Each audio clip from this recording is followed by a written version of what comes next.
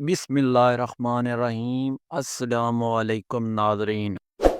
شاید ایک عام سا نوجوان تھا، لاہور کے ایک پرانے علاقے میں اپنی ماں کے ساتھ رہتا تھا۔ اس کا معمول بڑا سادہ تھا، صبح دفتر جانا، شام کو واپس آ کر ٹی وی دیکھنا یا کبھی کتاب پڑھنا اور رات کو سونا۔ زندگی میں کوئی خاص سنسنی نہ تھی جب تک اس نے وہ پرانا بستر نہیں خریدا۔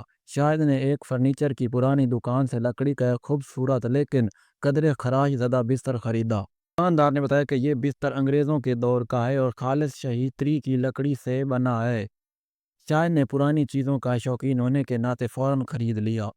پہلی رات یہ عجیب سا خواب دیکھا۔ اندھیرے میں ایک عورت کھڑی تھی، اس کا چہرہ دھندلا تھا لیکن اس کی سسکیاں صاف سنائی دے رہی تھیں۔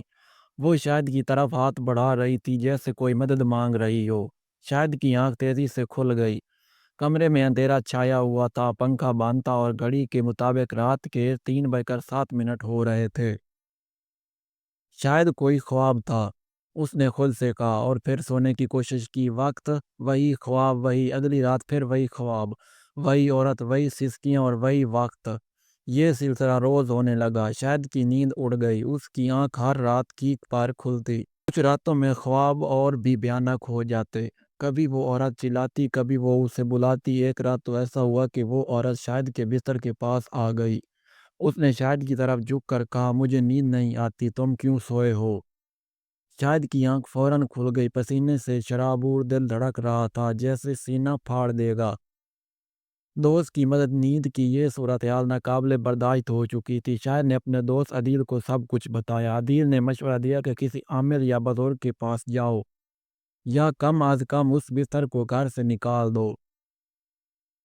ایسی چیزیں اکثر جنات یا بھٹکی ہوئی روحوں کی رہائش بن جاتی ہیں، خاص طور پر پرانی اشیاء میں، عدیل نے کہا۔ شاہد نے عامل بشیر کے پاس جانے کا فیصلہ کیا۔ عامل نے بستر کی تصویر دیکھی اور فوراً کہا، یہ بستر کسی کی قبر سے نکالا گیا ہے۔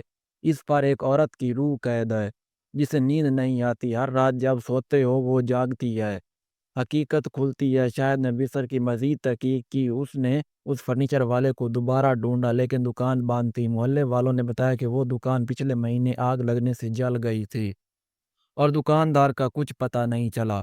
اب تو معاملہ اور بھی عجیب ہو گیا۔ اسی رات شاہد نے فیصلہ کیا کہ وہ اس عورت سے بات کرے گا۔ اس نے کیمرہ آن کیا، بستر پر لیٹا اور انتظار کرنے لگا۔ 3:07 پر کمرے میں ٹھنڈی ہوا کا جھونکا آیا، بلب کی روشنی دھندلانے لگی اور پھر وہ عورت سامنے آئی۔ اس بار اس کا چہرہ نظر آ رہا تھا، سوجی ہوئی آنکھیں، آدھ جلا چہرہ اور ہونٹوں پر زخم۔ میری قبر تمہارے بستر کے نیچے ہے، تم نے مجھے جگایا ہے، اب میں تمہیں سونے نہیں دوں گی۔ شاید ہکا بکا رہ گیا۔ صبح ہوتے ہی شاہد نے بستر کو گھر سے باہر پھینک دیا۔ اس نے عامل بشیر کی مدد سے ایک وظیفہ شروع کیا اور روز گھر میں اذان لگانے لگا۔ کئی دن گزرے اور خواب آنا بند ہو گئے، نیند واپس آ گئی، لیکن ایک خوفناک یاد دل میں ہمیشہ کے لیے بس گئی۔ شاید اب کسی پرانی چیز کو ہاتھ لگانے سے بھائی ڈرتا تھا، اور اس دن کے بعد کبھی کبھی اس کی آنکھ اب بھی 3:07 پر کھل جاتی، لیکن وہ دعا پڑھتا اور آنکھ بند کر کے سونے کی کوشش کرتا ہے، کیونکہ وہ جانتا ہے کچھ نیندیں ہمیشہ کے لیے چھین لی جاتی ہیں۔ اللہ اکبر۔ اگر آج کی ویڈیو پسند آئی ہو تو ویڈیو کو لائک کر دیں، چینل کو سبسکرائب کر دیں۔ ملتے ہیں نیکسٹ ویڈیو میں، تب تک کے لیے اللہ حافظ۔